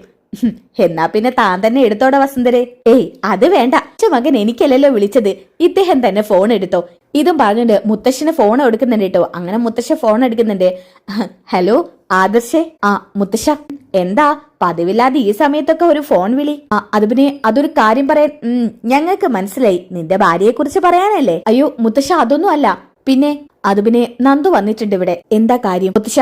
ആ സ്വർണ്ണക്കടത്ത് നടത്തിയ പേരും കള്ളനെ കണ്ടെത്തി. നന്ദു ഇത്ര പെട്ടെന്ന് കണ്ടെത്തിയോ? മുത്തശ്ശ, ഞാൻ മോളോട് പറഞ്ഞിരുന്നു കേസ് റീഓപ്പൺ ചെയ്യണമെന്ന്. മോൾ അന്വേഷിച്ച് എത്രയും പെട്ടെന്ന് അയാളിലേക്ക് എത്താൻ പറ്റുമെന്നുള്ളത്. അല്ല, ആരാ നമ്മുടെ കമ്പനിയോട് വിശ്വാസവഞ്ചന കാണിച്ചത്? ആരാ മുത്തശ്ശ? നമ്മളൊക്കെ സംശയിച്ച പോലെ തന്നെ മുത്തശ്ശന്റെ കൊച്ചുമകൻ അബിയോ? അതെ മുത്തശ്ശ, അവൻ തന്നെയാണ്. അവന് കിട്ടിയതൊന്നും പോരല്ലേ? അതുകൊണ്ടൊന്നും അവൻ പാടെ പഠിക്കുന്നു തോന്നില്ല മുത്തശ്ശ. ഇനി അവന് വേണ്ടതേ പോലീസ് സ്റ്റേഷനാ. ജയിലിൽ കിടന്ന് അവൻ ഉള്ള കാലം നിറകിക്കണം. അവനെ പുറത്തിറക്കരുത്. എന്നാ മാത്രമേ അവൻ ചെയ്ത തെറ്റിന്റെ ആഴം മനസ്സിലാക്കൂ. നന്ദു ഇല്ല അവിടെ? മോൾക്ക് ഫോൺ കൊടുക്ക്. ശരി മുത്തശ്ശ. നന്ദു, നിനക്ക് ഫോൺ തരാൻ പറഞ്ഞു. ഹലോ മോളെ, കേട്ടതൊക്കെ സത്യമാണോ? അബിയാണോ ഇതിന്റെ പിന്നിൽ? അതെ മുത്തശ്ശ, ഞാൻ കണ്ടെത്തിയത് വെച്ച് നോക്കിയാ അബി തന്നെയാണ് ഇതിന്റെ പിന്നിൽ. എന്നാ പിന്നെ മറ്റൊന്നും നോക്കണ്ട. മോള് നേരെ ആനന്ദപുരിയിലോട്ട് പോര്. വെറും കൈയോടെ വരണ്ട. അവന് ചാർത്താൻ ഒരു വിലങ്ങുമായിട്ട് മോള് പോര്. മുത്തശ്ശ, അത് പെട്ടെന്ന്. മോളെ, ഇനി ഒന്നും ഇങ്ങോട്ട് പറയണ്ട. ഞാൻ പറഞ്ഞതുപോലെയൊക്കെ മോള് ചെയ്താ മതി. അതല്ല മുത്തശ്ശ, നവ്യേച്ചി, നിന്റെ ചേച്ചി ആ ദുഷ്ടന്റെ കൂടെ കഴിയുന്നതാണോ മോള് നിനക്കിഷ്ടം? അങ്ങനെയല്ല ചേച്ചി, അയാളിൽ നിന്ന് മോചിതയാക്കാൻ എനിക്കിഷ്ടം. എന്നാ പിന്നെ അവനെ വിലങ്ങു അണിയിച്ച് സ്റ്റേഷനിലേക്ക് കൊണ്ടുപോ മോളെ. അത് കാണാൻ ഞാൻ കാത്തു നിൽക്കുമായിരിക്കും. ഇതും പറഞ്ഞുകൊണ്ട് മുത്തശ്ശൻ താഴോട്ട് ഇറങ്ങുന്നുണ്ട് കേട്ടോ. അങ്ങനെ ഫോൺ കട്ട് ചെയ്യാണ്. അപ്പോ നന്ദു പറയുന്നുണ്ട്, എന്നാ പിന്നെ ഞാൻ നേരെ അനന്തപുരിയിലേക്ക് പോട്ടെ ആദർശേട്ടാ. മോള് തനിച്ചു പോണ്ട, ഞാൻ പിന്നാലെ വരാം. ശരി. ഇതും പറഞ്ഞുകൊണ്ട് അവര് രണ്ടുപേരും കൂടി ഓഫീസിൽ നിന്ന് ഇറങ്ങുന്നുണ്ട് കേട്ടോ. അനി ഓൾറെഡി വീട്ടിലെത്തിയിട്ടുണ്ട്. വിവരങ്ങളൊക്കെ അറിഞ്ഞിട്ട് നന്ദു പിന്നാലെ തന്നെ വണ്ടി എടുത്ത് വിടുന്നുണ്ട്. അങ്ങനെ അനന്തപുരിയുടെ ഗേറ്റിൽ എത്തുന്നത് കാണിക്കുന്നുണ്ട് പോലീസ് വാഹനം കണ്ടപ്പോ തന്നെ ഗേറ്റ് രണ്ടും തുറക്കാണ് കേട്ടോ. അങ്ങനെ അകത്തോട്ട് പോലീസ് വാഹനം എടുക്കുന്നുണ്ട്. അങ്ങനെ വാഹനത്തിൽ നിന്ന് നന്ദു നല്ല മാസായിട്ട് ഇറങ്ങി അനന്തപുരിയിലോട്ട് കയറി വരുന്നുണ്ട് കേട്ടോ. ഇത് കണ്ട പാടെ തന്നെ നയന അങ്ങോട്ട് വരുന്നുണ്ട്. മോളെ നന്ദു. ചേച്ചി, മോൾ ഇത്രയും പെട്ടെന്ന് ഇങ്ങോട്ട് പോന്നോ? അതെ, ഇവിടത്തെ മുത്തശ്ശൻ പറഞ്ഞു അബിയെ അറസ്റ്റ് ചെയ്ത് കൊണ്ടുപോവാൻ. അയ്യോ ചേച്ചിയെ കുറിച്ച് ആലോചിച്ചിട്ട് എനിക്കും പേടി. പക്ഷെ ഇതൊന്നും ചെയ്യാതിരിക്കാൻ പറ്റില്ലല്ലോ. ഇതൊക്കെ എന്റെ ഡ്യൂട്ടിയുടെ ഭാഗമാണ്. അങ്ങനെ ആ സമയത്താട്ടോ ജലജ അങ്ങോട്ട് വരുന്നത്. ഇപ്പൊ ഇങ്ങോട്ടൊന്നും വരാറില്ലല്ലോ എന്ന് ഞാനിങ്ങനെ ആലോചിച്ചിരിക്കുവായിരുന്നു. അപ്പോഴേക്കും എത്തിയല്ലോ. ഓഹോ, അപ്പോ അപ്പച്ചി എന്നെ കുറിച്ച് ആലോചിച്ചിരിക്കുവായിരുന്നോ? എന്നോട് ഇത്രക്ക് ഇഷ്ടമാണല്ലോ എന്നെ കുറിച്ച് ആലോചിച്ചിരിക്കാൻ. അവളെ ഇഷ്ടമാണത്രേ. നിന്നെ ഇഷ്ടപ്പെടുന്നേക്കാളും ഭേദേ ഞാൻ എന്നെ വെറുക്കുന്നതാ. പിന്നെ എന്തിനാ നിങ്ങൾ എന്നെ കുറിച്ച് ആലോചിച്ചിരിക്കുന്നത്? ഇത് കേട്ട് ജലജ ദേഷ്യം പിടിക്കുന്നുണ്ട് കേട്ടോ. അപ്പൊ തന്നെ നന്ദു പറയുന്നുണ്ട്, അല്ല, എവിടെ നിങ്ങളുടെ മകൻ? എന്റെ മകനെ നിനക്കെന്തിനാ? ഈ പോലീസ് യൂണിഫോമിൽ ഒരു കയ്യിൽ വിലങ്ങുമായിട്ട് ഞാൻ എന്തിനാ ഇവിടെ വന്നു നിൽക്കുന്നതെന്ന് നിങ്ങക്ക് മനസ്സിലായില്ലേ? ആ സമയത്താണ് കയ്യിലുള്ള വിലങ്ങ് ജലജ ശ്രദ്ധിക്കുന്നത്. എന്തിനാ നീ ഇപ്പൊ വിലങ്ങൊക്കെ ആയിട്ട് വന്നിരിക്കുന്നത്? ഇവിടെ ഇനി നിനക്ക് ആരെ അറസ്റ്റ് ചെയ്യേണ്ടത്? അതല്ലേ ഞാൻ ചോദിച്ചത്. നിങ്ങളുടെ മകൻ എവിടെയെന്ന്. എന്റെ മകനെയാണോ നീ അറസ്റ്റ് ചെയ്യുന്നത്? അതെ, കുറ്റം ചെയ്തവരെല്ലാം അറസ്റ്റ് ചെയ്യാൻ പറ്റൂ. വിളിക്ക് നിങ്ങളുടെ മകനെ. അതുകൊള്ളാലോ, ഒരു തെറ്റും ചെയ്യാത്ത എന്റെ മോനെ എന്തിനാ നീ വിലങ്ങണിയിപ്പിക്കുന്നത്? നിങ്ങളുടെ മകൻ വലിയൊരു തെറ്റ് ചെയ്തു. അത് നിങ്ങൾക്ക് അറിയോ ഇല്ലയോ എന്നുള്ളത് എനിക്കറിയില്ല. പക്ഷെ തെളിവ് സഹിതം എനിക്കത് തെളിയിക്കാൻ പറ്റും. വിളിക്കുന്നുണ്ടോ അയാളെ? അല്ലെങ്കിൽ അയാളുടെ മുറി കയറി അയാളെ ലോക്ക് ചെയ്ത് എനിക്ക് കൊണ്ടുപോകേണ്ടി വരും. എന്താണെന്നുള്ളത് നിങ്ങൾ തീരുമാനിച്ചോ. ഇത് കേട്ടോണ്ട് മുത്തശ്ശനും മുത്തശ്ശിയും അങ്ങോട്ട് വരുന്നുണ്ട്. മുത്തശ്ശൻ പറയുന്നുണ്ട്, മോളെ നന്ദു. മുത്തശ്ശ, പ്രതി വന്നില്ലേ മോളെ? ഞാൻ വിളിക്കുന്നുള്ളൂ. അച്ഛാ, ഇവൾ എന്തൊക്കെയാ പറയുന്നത്? എന്റെ മോനെ വിലങ്ങണിയിപ്പിച്ച് കൊണ്ടുപോവാണെന്ന്. അതിന് എന്റെ മോൻ ഇപ്പൊ എന്ത് തെറ്റാ ചെയ്തത്? അവൻ ഇപ്പൊ ഒരു ബ്രാഞ്ചിന്റെ ചുമതല പോലും ഇല്ല. പിന്നെ എന്ത് തെറ്റ് ചെയ്യാനാ? അപ്പൊ ബ്രാഞ്ചിൽ തന്നെ അവൻ തെറ്റ് ചെയ്യുന്നതെന്ന് നിനക്ക് ഉറപ്പാണ് അല്ലേ? അത് പിന്നെ ആദ്യം ചില തെറ്റുകളൊക്കെ ചെയ്തു കാണും. എന്നെ ഇപ്പൊ അവൻ അങ്ങനെയൊന്നും ചെയ്യുന്നില്ല. അവൻ വെറും അവിടുത്തെ ഒരു സ്റ്റാഫ് അല്ലേ അച്ഛാ? സ്റ്റാഫ്? നിന്റെ മകനെ മര്യാദയ്ക്ക് ഇങ്ങോട്ട് വിളിച്ചോ. അപ്പൊ അവൻ പറയാം അവൻ ചെയ്ത തെറ്റെന്താണെന്ന്. അപ്പൊ നിനക്ക് മനസ്സിലാവും അവൻ ചെയ്ത തെറ്റിന്റെ ആഴം. അച്ഛാ, ഇവളില്ലാത്ത കള്ളക്കഥകളും കേസ് ഉണ്ടാക്കിയെന്ന് കരുതി എന്റെ അബി അറസ്റ്റ് ചെയ്ത് കൊണ്ടുപോയി ഞാൻ സമ്മതിക്കില്ല. ഇല്ലാത്ത കെട്ടുകഥകളല്ല, അവന്റെ കോൾ ലിസ്റ്റും മറ്റും പരിശോധിച്ചുണ്ടാക്കിയ സത്യസന്ധമായിട്ടുള്ള തെളിവുകളാ. അവന്റെ കൂടെ അവിടെ നിന്ന് സ്റ്റാഫുകളുണ്ട്. സ്റ്റാഫുകൾ പറയുന്നുണ്ട് അവൻ ആ തെറ്റ് ചെയ്തതെന്ന്. പിന്നെ എങ്ങനെയാ നിന്റെ മകൻ വലിയ പരിശുദ്ധനാവുക? എന്ന ഇത് കേട്ടോണ്ടാണ് നവ്യ അബിൻ താഴോട്ട് ഇറങ്ങി വരുന്നത്. അബിയെ കണ്ട പാടത്തന്നെ ജലജ പറയുന്നുണ്ട്, വാടാ വാ, അറസ്റ്റ് ചെയ്ത് കൊണ്ടുപോകാൻ വന്നിരിക്ക നിന്റെ ഭാര്യയുടെ അനിയത്തി. എന്ത്? എന്നെ അറസ്റ്റ് ചെയ്യാനോ? എന്നെന്തിനാ നന്ദു അറസ്റ്റ് ചെയ്യുന്നത് ഒക്കെ ഞാൻ പറയാം. ആദ്യം നിങ്ങളൊന്നും ഇങ്ങോട്ട് വന്നാട്ടെ. നിന്റെ അധികാരം വെച്ചിട്ട് എന്നെ ഏതെങ്കിലും കള്ളക്കേസിൽ കുടിക്കാലുണ്ടല്ലോ. താൻ എന്ത് ചെയ്യടോ? കേട്ടപ്പോ നവ്യ പറയുന്നുണ്ട്, എന്താ നന്ദു ഇതൊക്കെ? നീ എന്താ അബിയുടെ മെക്കിട്ട് കയറുന്നത്? ഇങ്ങനെയൊക്കെ സംസാരിക്കുന്നത് എന്താ? ചേച്ചി, ഇവൻ ഒരു വലിയ തെറ്റ് ചെയ്തു. ഇവനെ സപ്പോർട്ട് ചെയ്യാൻ എനിക്ക് പറ്റില്ല. തെറ്റ് ചെയ്ത എല്ലാവരും നിയമത്തിന് മുന്നിൽ വരണം. അതൊക്കെ ശരിയാണ്. പക്ഷെ അബി എന്ത് തെറ്റാ ചെയ്തെന്ന് നീ പറഞ്ഞില്ലല്ലോ. പറയാം. അബിയെ വലിയൊരു കള്ളക്കടത്ത് നടത്തി മൂർത്തീസ് ജ്വല്ലറിയില്. സ്വർണ്ണക്കടത്ത്? ഇത് സ്വർണ്ണക്കടത്തോ? അത് ഒരിക്കലും അബി ചെയ്യില്ല. അബിക്ക് അത്രയും വലിയ ധൈര്യമൊന്നുമില്ല.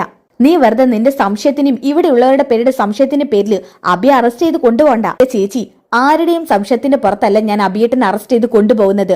വ്യക്തമായ തെളിവിന്റെ അടിസ്ഥാനത്തിലാ. തെളിവ് നിരത്തിയാല് ചേച്ചി പറയില്ലല്ലോ അബിയേട്ടനല്ല ചെയ്തതെന്ന്. നന്ദു, നീ ആവശ്യമില്ലാതെ വെറുതെ പ്രശ്നങ്ങൾ ഉണ്ടാക്കരുത്. അബി അറസ്റ്റ് ചെയ്ത് മറ്റുള്ളവർക്ക് മുന്നിൽ നാണം കെടുത്തിയാലുണ്ടല്ലോ. ദേ, നവ്യയുടെ സ്വഭാവം എന്താന്ന് നീ അറിയൂ. ചേച്ചിയുടെ സ്വഭാവമൊക്കെ അവിടെ വെച്ചാ മതി. എന്റെ ജോലി എന്ന് പറയുന്നത് ഇതൊക്കെ തന്നെയാ. ആ സമയത്ത് കള്ളൻ ആരായാലും എനിക്ക് പിടികൂടിയേ പറ്റൂ. അതിനിപ്പോ എന്റെ അച്ഛനാണെങ്കിലും അമ്മയാണെങ്കിലും എന്റെ ചേച്ചിമാരാണെങ്കിലും എനിക്ക് അവർ അറസ്റ്റ് ചെയ്ത് കൊണ്ടുപോയേ പറ്റൂ. അതുകൊണ്ട് അബിയേട്ടന്റെ കാര്യത്തിൽ ഒരു പ്രത്യേകതയൊന്നുമില്ല. നന്ദു, ഞാൻ പറഞ്ഞു നിന്നോട്, ആവശ്യമില്ലാതെ വെറുതെ ഓരോ കാര്യത്തിന്റെ പേരിൽ അബിയെ കേസിൽ കുടുക്കാൻ നോക്കിയാലുണ്ടല്ലോ. ചേച്ചിയോട് ഞാൻ പറഞ്ഞില്ലേ, വ്യക്തമായ തെളിവിന്റെ അടിസ്ഥാനത്തിലാണ് അബിയേട്ടനെ അറസ്റ്റ് ചെയ്ത് കൊണ്ടുപോകുന്നതെന്ന്. കൊള്ളാം നന്ദു, നീ ഇങ്ങനെ ഓരോ കെട്ടുകഥകൾ ഉണ്ടാക്കിയിട്ട് എന്നെ അങ്ങ് സ്റ്റേഷനിലോട്ട് കൊണ്ടുപോകാന്ന് കരുതിയോ? കെട്ടുകഥകളല്ല, വ്യക്തമായ അടിസ്ഥാനത്തിന്റെ തെളിവല്ല ഞാൻ ഇങ്ങോട്ട് വന്നത്. കാണുന്ന തനിക്ക് തെളിവ്. തനിക്ക് ഇത്രയൊക്കെ കൊണ്ടിട്ടും ഞാൻ എന്താ നന്നാവാത്തത്? ഇതെ നന്ദു, നീ എന്തൊക്കെയാ പറയുന്ന അബിയോട്? ഇയാളെ താനെന്ന് വിളിക്കാനുള്ള അധികാരം പോലും ഇയാൾക്കില്ല.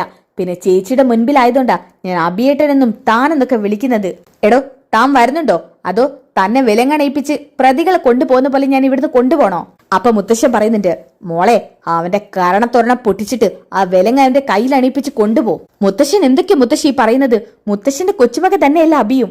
ഓഹോ, അപ്പൊ മുത്തശ്ശന് 3 പേരും 3 രീതിയിലാണല്ലേ? ഒരു പോലീസുകാരൻ അനിയുടെ കരണം തടിച്ചപ്പോ മുത്തശ്ശൻ എന്തൊക്കെ പുകയില ഇവിടെ ഉണ്ടാക്കിയത്? കൊച്ചുമകന് വേണ്ടി സ്റ്റേഷനിൽ കയറി അയാളോട് വാദിച്ചു വന്നു. എന്നിട്ടിപ്പോ മുത്തശ്ശന്റെ കൊച്ചുമകൻ തന്നെയല്ല അബിയും. നവ്യെ, നീ കാര്യങ്ങൾ മനസ്സിലാക്കാതെയാണ് സംസാരിക്കുന്നത്. ഇവൻ വലിയൊരു തെറ്റ് ചെയ്തിട്ട് ഇവിടെ നിൽക്കുന്നത് മനസ്സിലായി. ഇനിയിപ്പൊ ചിലപ്പോ അബി ചെറിയ വെട്ടിപ്പുകളും തട്ടിപ്പുകളൊക്കെ നടത്തിയെന്നിരിക്കും എന്നും കരുതിയിട്ട് നിങ്ങളുടെ കമ്പനിയിൽ നല്ല ഇതൊക്കെ ചെയ്യുന്നത്. നിങ്ങളുടെ കൊച്ചുമകൻ എന്ന നിലക്ക് അബിയോട് ക്ഷമിച്ചു കൊടുത്തൂടെ? അപ്പൊ നയന പറയുന്നുണ്ട്, ചേച്ചി എന്തൊക്കെ ചേച്ചി ഈ പറയുന്നത്? ഇയാളെ 1000 2000 ലക്ഷങ്ങളോ അല്ലേ വെട്ടിച്ചത്? കോടികളാ. എന്ത് കോടികളോ?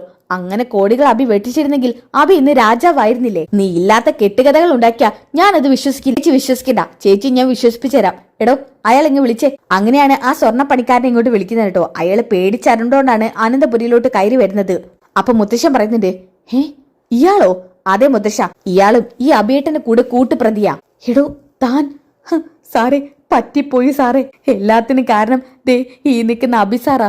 അബിസാറ് നിർബന്ധിച്ചതുകൊണ്ട് മാത്രമാ ഞാൻ ഇതിലേക്ക് നിർബന്ധിച്ചെന്ന് കരുതിയിട്ട് താൻ അനന്തപുരി ഒറ്റിയില്ലടോ. സാറേ, പണത്തിന്റെ ആവശ്യം വന്നാൽ താൻ എന്നോട് ചോദിക്കണമായിരുന്നു. പകരം താൻ ഇവന്റെ കൂടെ കൂടി. ഛേ. അപ്പൊ ആദർശ് പറയുന്നുണ്ട്, നന്ദു എന്താ നോക്കി നിൽക്കുന്നത്? നീ കൊണ്ടുവന്ന വിലവങ്ങ എന്റെ കയ്യിലേക്ക് അണീക്കി. എന്നിട്ട് അവനെ പട്ടിയെ കൊണ്ടുപോകുന്ന പോലെ സ്റ്റേഷനിലോട്ട് കൊണ്ടുപോകും. നീ ഒന്നും നന്നാവില്ലടാ. നിനക്കൊക്കെ എത്ര ചാൻസ് തന്നാലും ദേ വീണ്ടും അത് ദുരുപയോഗം ചെയ്യത്തേ ഉള്ളൂ. ആദർശേട്ടാ, ഇതൊക്കെ വെറുതെ കള്ളക്കഥകളാ. ഇയാൾ എനിക്ക് എത്തണ്ടാവില്ല. മൂർത്തി ജ്വല്ലറിയിലെ സ്വർണ്ണപ്പണിക്കാരനെ അറിയത്തുണ്ടാവില്ല അല്ലേ? അയാളെ അറിയാം ആദർശേട്ടാ. പക്ഷെ ഞാൻ അയാളുമായിട്ട് ഇങ്ങനെ ഒരു ഡീലിങ്സ് വെച്ചിട്ടില്ല. ഇയാള് മനഃപൂർവ്വം എന്നെ കൊടുക്കാൻ വേണ്ടി. മിണ്ടരുത് നീ. ഇനി ഒരു അക്ഷരം മിണ്ടിയ ദേ അനന്തപുരിയിൽ അംഗമാണെന്ന് ഞാൻ നോക്കില്ല. നന്ദു, നോക്കി ദയക്കാതെ ഇവനെ കൊണ്ടുപോ. ആ സമയത്ത് നവ്യ വന്നിട്ട് മുന്നിൽ നിൽക്കുന്നുണ്ട് കേട്ടോ. നന്ദു, നീ എന്റെ അബിയെ കൊണ്ടുപോവോ? കൊണ്ടുപോകണം ചേച്ചി. ചേച്ചി മാറി നിൽക്ക്. എന്നാ പിന്നെ നീ കൊണ്ടുപോ. എന്റെ മുന്നിൽ നിന്ന് അബിയെ കൊണ്ടുപോകാൻ പറ്റുമെന്ന് ഞാനൊന്ന് നോക്കട്ടെ. പക്ഷെ ഒരു കണ്ടീഷൻ, നീ അത് ഏറ്റെടുക്കാൻ തയ്യാറാണെങ്കിൽ അബിയെ കൊണ്ടുപോക്കോ. എന്താ ചേച്ചി? അപ്പൊ മുത്തശ്ശൻ പറയുന്നുണ്ട്, നവ്യെ മുന്നിൽ നിന്ന് മാറിക്കൊടുക്ക്.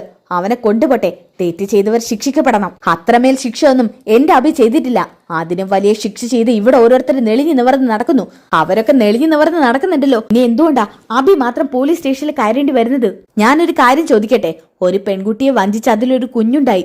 മറ്റൊരു പെൺകുട്ടിയെ വഞ്ചിച്ചതും പോരാഞ്ഞിട്ട് ഇയാൾ ഇവിടെ നെളിഞ്ഞു നിവർന്ന് നിൽക്കുക. അയാളെ നിനക്ക് സ്റ്റേഷനിലോട്ട് കൊണ്ടുപോകാനും ചോദ്യം ചെയ്യാനും തോന്നില്ല. എന്റെ അബി ഒരു ചെറിയ തെറ്റ് ചെയ്തപ്പോ അതാണ് നിനക്ക് ഇത്ര വലിയ കാര്യമല്ല നന്ദു. ചേച്ചി, ആദർശേട്ടൻ തെറ്റൊന്നും ചെയ്തിട്ടില്ല. അതെനിക്ക് ഇവിടെ ചേച്ചിയെ ബോധ്യപ്പെടുത്തി തരേണ്ട ആവശ്യമില്ല. എനിക്കിപ്പോ ഇയാളെ കൊണ്ടുപോകണം. ചേച്ചി മാറിയിക്ക്. അയാളെ പോലീസ് സ്റ്റേഷനിലേക്ക് കൊണ്ടുപോകാൻ പറ്റുമെങ്കിൽ നീ എന്റെ അബിയെ കൊണ്ടുപോക്കോ. എന്നിട്ട് അയാൾക്ക് വേണ്ട ശിക്ഷ വാങ്ങിച്ചു കൊടുക്ക്. ഒരു പെണ്ണിനെ കൊല്ലാക്കല് ചെയ്ത് ഇയാൾക്ക്. അപ്പൊ ദേവേന് പറയുന്നുണ്ട്, നിർത്തടി, മതിയാക്ക് നിന്റെ സംസാരം. അബിയെ കൊണ്ടുപോവാനാണ് നന്ദു വന്നതെങ്കിൽ അബിയെ കൊണ്ടുപോയിരിക്കും. അവൻ തെറ്റ് ചെയ്തിട്ടാ. അതിനുള്ള ശിക്ഷ അവൻ അനുഭവിക്കണം. ആ സമയത്ത് നന്ദു അബിയെ വിളിച്ചയക്കുന്നുണ്ട് കേട്ടോ. നന്ദു, എന്നെ വിട് നന്ദു. വിടില്ല. താൻ ചെയ്ത തെറ്റിട്ട് ആഴം മനസ്സിലാക്കിയ തന്നെ ഞാൻ ഇനി ഇവിടുന്ന് വിടണോ? എന്നിട്ട് വിലങ്ങ് അബിയുടെ കയ്യിൽ അണിയിപ്പിക്കുന്നുണ്ട് കേട്ടോ. വാടോ ഇതും പറഞ്ഞോണ്ട് അബി അവിടുന്ന് വലിച്ചേച്ച് കൂട്ടിക്കൊണ്ട് പോകുന്നുണ്ട് കേട്ടോ. അപ്പൊ നവ്യ പറയുന്നുണ്ട്, എല്ലാവർക്കും സന്തോഷമായല്ലോ, അബിയെ സ്റ്റേഷനിൽ കയറ്റിപ്പോ സന്തോഷായില്ലേ. ജലജയാണെന്നുണ്ടെങ്കിൽ മോനെ എന്ന് പറഞ്ഞ് സങ്കടപ്പെട്ടുകൊണ്ട് പിന്നാലെ ഓടുന്നുണ്ട് കേട്ടോ. എടി എന്റെ മോനെ വിടടി, എന്റെ മോൻ ഒരു തെറ്റും ചെയ്തിട്ടില്ല. നീ വലിയ പോലീസുകാരായെന്ന് കരുതിയിട്ട് എന്റെ മോനെ വെച്ച് കളിക്കാൻ നോക്കിയാലുണ്ടല്ലോ. നിങ്ങൾക്കും അകത്ത് കിടക്കണോ? കിടക്കണ്ടെന്നുണ്ടെങ്കിൽ എന്റെ കയ്യിൽ നിന്ന് കൈയെടുക്ക്. ഇത് പറഞ്ഞപ്പോ തന്നെ പെട്ടെന്ന് കൈയെടുക്കുന്നുണ്ട് കേട്ടോ. നന്ദു, ഞാൻ നിന്റെ കാല് പിടിക്കാം. അബിയെ പോലീസ് സ്റ്റേഷനിലേക്ക് കൊണ്ടുപോവല്ലേ. അത് എന്റെ തീരുമാനമല്ല. തെറ്റ് ചെയ്തവർ ശിക്ഷിക്കപ്പെടാന്നുള്ളത് നിയമത്തിന്റെ തീരുമാനമാണ്. എനിക്ക് കോടതി കാണാം. ഇതും പറഞ്ഞുകൊണ്ട് അബിയും കൂടി കൂട്ടി പോവാണ് കേട്ടോ. അപ്പൊ നവ്യ പറയുന്നുണ്ട്, തൃപ്തിയായില്ല എല്ലാവർക്കും, ഇനി മതി. ചെറിയൊരു കുടിലേക്ക് മാറിയാലും ഈ വീട്ടിനുള്ളിൽ വേർതിരിച്ച് കാണുന്നവരുടെ കൂടെ സന്തോഷവും സമാധാനവും ഇല്ലാതെ ഇവിടെ നിൽക്കാൻ എനിക്ക് പറ്റില്ല. ഇനി ചേച്ചി എന്താ കാര്യം മനസ്സിലാക്കേണ്ടത്? എന്താടി ഞാൻ ഇനി എന്താ മനസ്സിലാക്കേണ്ടത്? നിന്റെ ഭർത്താവ് എന്ത് തെറ്റ് ചെയ്താലും ഇവിടെ ആർക്കും കുഴപ്പമില്ല. എന്റെ ഭർത്താവ് ചെയ്യുമ്പോഴാണല്ലോ തെറ്റ്. ചേച്ചി അത്രയ്ക്കും വലിയ തെറ്റാ ചെയ്തത്. കോടികളുടെ സ്വർണ്ണക്കടത്ത് അവിടെ നടത്തിയിരിക്കുന്നത് എന്ന് കരുതി എന്താ കുഴപ്പം? അതിന് വലിയ തെറ്റ് നിന്റെ ഭർത്താവ് ചെയ്തിട്ടില്ലേ? ഒരു പെണ്ണിനെ വഞ്ചിച്ച് നിന്നെ വിവാഹം കഴിച്ചില്ലേ? അത് വലിയ തെറ്റല്ലേ? അതിനെ കണക്കിലെടുക്കാത്തവരാണോ അബിയുടെ ഈ നിസാര സംഭവം കണക്കിലെടുത്തിരിക്കുന്നത്? അപ്പൊ മുത്തശ്ശൻ പറയുന്നുണ്ട്, നീ സംസാരിക്കുമ്പോ പലതും നാവ് വഴുതി മാറി വരുന്നുണ്ട്. സ്വയം നിയന്ത്രിച്ചാൽ നല്ലതായിരിക്കും. ഇതും പറഞ്ഞത് മുത്തശ്ശൻ ദേഷ്യം പിടിച്ച് അവിടുന്ന് പോവാണ് കേട്ടോ. കണ്ടില്ല അയാൾ പോയത്? അയാളുടെ കൊച്ചുമകനല്ലല്ലോ എന്റെ അബി, അയാളുടെ സ്വന്തം മകളല്ല ജലജ. അതുകൊണ്ട് അമ്മയും എന്റെ ഭർത്താവിനെയും അവർക്ക് കണ്ണെടുത്താ കണ്ടുടാ. ചേച്ചി ആവശ്യമില്ലാത്തത് പറയരുത്. ഇനി എനിക്ക് എന്തു പറയാം? അബിയെ അറസ്റ്റ് ചെയ്ത് കൊണ്ടുപോയി. ഇനി എനിക്ക് എന്റെ മോനിക്ക് ആരാ ഉള്ളത്? ഇത് പറഞ്ഞുകൊണ്ട് ദേഷ്യം പിടിക്കുന്നുണ്ട് കേട്ടോ. എന്നിട്ട് ആദർശിന്റെ അടുത്തോട് ചെല്ലുന്നുണ്ട്. തനിക്ക് തൃപ്തി ആയാലോടോ, തനിക്ക് കിട്ടേണ്ടതൊക്കെ കിട്ടുമോ? ഈ സാമ്രാജ്യം മുഴുവൻ താൻ കെട്ടിപ്പിടിച്ചിരുന്നോ? എനിക്ക് നിങ്ങളുടെ ഒന്നും വേണ്ട. എന്റെ അബിക്കും. അബി ജയിലിൽ നിന്ന് ഇറങ്ങിക്കഴിഞ്ഞാ ഞാൻ അബി അന്തസ്സായിട്ട് വേറെ എവിടെയെങ്കിലും പോയി ജീവിക്കും. നവ്യ, നീ മനസ്സിലാക്കാൻ വേണ്ടി താൻ ഒന്നും പറയണ്ടോ. ചേച്ചി എങ്ങോട്ടാ? വിടടി എന്നെ, എനിക്ക് പലയിടത്തേക്കും പോവാനുണ്ടായിരിക്കും. ഇതും പറഞ്ഞുകൊണ്ട് നവ്യ നേരെ ആ വീട്ടിൽ നിന്ന് ഇറങ്ങുന്നുണ്ട് കേട്ടോ. പിന്നെ കാണിക്കുന്നത് പോലീസ് സ്റ്റേഷനാണ് കേട്ടോ. അബി ഒരു കള്ളനായതുകൊണ്ട് നന്ദു അബിയെ ലോക്കപ്പിൽ അടയ്ക്കുന്നുണ്ട് കേട്ടോ. നന്ദു, നീ എന്തിനാ എന്നെ ഇപ്പൊ ലോക്കപ്പിൽ അടച്ചത്? ഞാൻ അവിടെ ഇരിക്കുമായിരുന്നല്ലോ. അബി ഏട്ടനെ വിശ്വസിക്കാൻ പറ്റില്ല. എപ്പോഴാണ് ഇവിടുന്ന് ഇറങ്ങി ഓടാന്ന് പറയാൻ പറ്റില്ല. അതുകൊണ്ട് തന്നെയാ ഇതിനകത്തിട്ട് പൂട്ടിയത്. അവിടെ കിടക്ക് കുറച്ച് ദിവസം. അങ്ങനെയെങ്കിലും സ്വയം മനസ്സ് മാറാൻ ശ്രമിക്കുക. മനസ്സിനുള്ളിൽ നിന്ന് ആ വിഷം എടുത്ത് കളയാൻ ശ്രമിക്കുക. താൻ മെനഞ്ഞാന്ന് അനഘയെ കാണാൻ പോയിരുന്നല്ലേ? ആ സമയത്ത് ആ പാവത്തിനെ കഴുത്ത് നെരിച്ച് കൊല്ലാൻ ശ്രമിച്ചല്ലേ?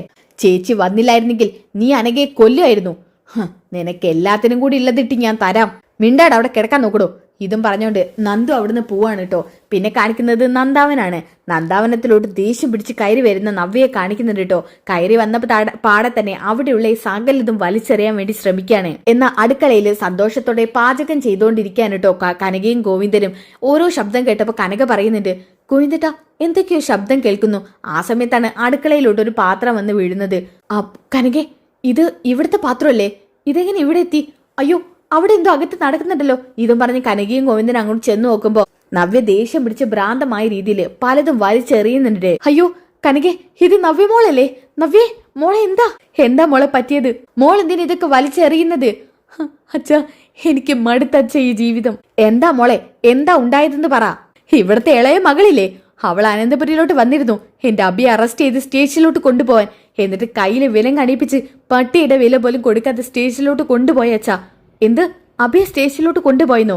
എന്തിന്? വെറും ഒരു നിസ്സാര കാര്യത്തിന്. അവിടെ ചെറിയൊരു കള്ളക്കടത്ത് നടത്തിയതെന്നുള്ള പേരില് അതിനും വലിയ തെറ്റ് ആദർശേട്ടൻ ചെയ്തിട്ടില്ലേ? എന്നിട്ട് അയാളെ കൊണ്ടുപോയില്ലല്ലോ. നന്ദുവിനും 2 ഏട്ടന്മാര് 2 തന്നെയാ. അതുകൊണ്ടല്ലേ എന്റെ അബി അവൾ സ്റ്റേഷനിലോട്ട് കൊണ്ടുപോയത്. മോളെ, എന്തെങ്കിലും കാരണമില്ലാതെ നന്ദൂട്ടൻ അങ്ങനെ ചെയ്യോ അച്ഛാ? അവൾ ഒരു കാരണമില്ലാതെ ഇപ്പൊ എന്റെ അബിയെ കൊണ്ടുപോയത്. സ്വർണ്ണക്കടത്ത് നടത്തി എന്നും കരുതി അവൾ അബിയെ അങ്ങനെ കൊണ്ടുപോകാൻ പാടുണ്ടോ? എല്ലാത്തിനും കാരണം ആ നയനയുടെ ആദർശമാ. അവരെ എന്റെ അബിയെ കൊണ്ടുപോകാൻ പറഞ്ഞത്. അവക്കില്ലമ്മേ, എന്റെ ജീവിതം കണ്ടിട്ട് അത്രയ്ക്ക് അങ്ങ് ദഹിക്കുന്നില്ല.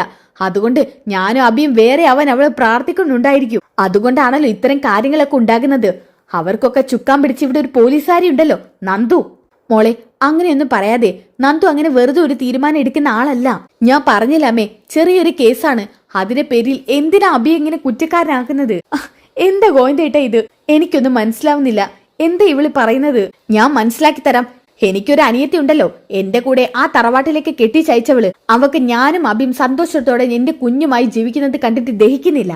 പിന്നെ ഒരുത്തരുണ്ടല്ലോ സന്തോഷത്തോടെ എല്ലാവരുടെ മുന്നിലൂടെയും ഒരു കൂസലും ഇല്ലാതെ നടന്നു പോകുന്ന ആദർശ്. ഒരു പെണ്ണിനെ ഇല്ലാതാക്കിയിട്ട് ആ പെണ്ണിന്റെ കുഞ്ഞിനെ ഇപ്പൊ നോക്കുക. അവൾ എന്തിനാണെന്നറിയോ ആദർശിന്റെ കൂടെ നിൽക്കുന്നത്? അവിടത്തെ സ്വത്തും പണവും ആഗ്രഹിച്ചതുകൊണ്ട്. അവിടുന്ന് എന്നെയും അബിയെ എങ്ങനെയെങ്കിലും പുറത്താക്കണം. എന്നിട്ട് ആ സ്വത്തും പണമൊക്കെ അവക്കും അവളുടെ ഭർത്താവിനും കൈക്കനാക്കണം. അതാണ് അവളുടെ ഉള്ളിലിരിപ്പ്. എന്തൊക്കെയാ നവ്യ നീ പറയുന്നത്? ഇങ്ങനെയൊന്നും പറയാതെ. നീ നിന്റെ അനിയത്തിമാരെ കുറിച്ച് ഇങ്ങനെയൊക്കെ പറയാൻ പാടുണ്ടോ? പറയും ഞാന്.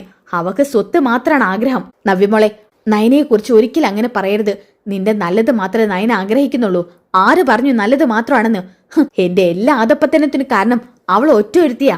അവക്ക് എന്റെ ജീവിതം കണ്ടിട്ട് സഹിക്കുന്നില്ല. അവള് പണത്തിന് വേണ്ടി ആദർശിന്റെ കൂടെ കൂടിയിരിക്കുക. രണ്ടാളും കൂടി എന്നെ തകർക്കാൻ നോക്കുക. എന്നെ അബിയെ അവിടുന്ന് പുറത്തിറക്കി വിടാൻ. അവിടെ ആർക്കും എന്നോട് എന്റെ അബിയോട് ഒരു സഹതാപവും ഇല്ല. പിന്നെ ആദർശ് പിഴച്ചവൻ മറ്റൊരു പെണ്ണിനെ ഉപയോഗിച്ച് ഒഴിവാക്കി. അതിലൊരു കുഞ്ഞുണ്ടായി. എന്നിട്ട് ആ കുഞ്ഞിനെ മര്യാദയ്ക്ക് നോക്കാതെയും കണ്ടിട്ട് അവസാന നിമിഷം ആ പെണ്ണിനൊരു അസുഖം വന്നപ്പോ ഏറ്റെടുത്തിരിക്കുക. അവളും അവനും കൂടി അവിടുത്തെ സ്വത്തിനു വേണ്ടിയാ ഇതെല്ലാം ചെയ്യുന്നത്. അവന്റെ പേരിൽ ഞാനും ഒരു കേസ് കൊടുക്കും. ആദർശ എന്ന നാറിയവന്റെ പേരിൽ. അതിനെ കൂട്ടു നിൽക്കുന്ന അവന്റെ ഒരു ഭാര്യയും പിന്നെ അവിടുത്തെ കിളവനുണ്ടല്ലോ, കാരണവര്. ഇത് പറഞ്ഞപ്പോ തന്നെ ഗോവിന്ദ പറയുന്നുണ്ട്, എന്താ നീ പറഞ്ഞത്?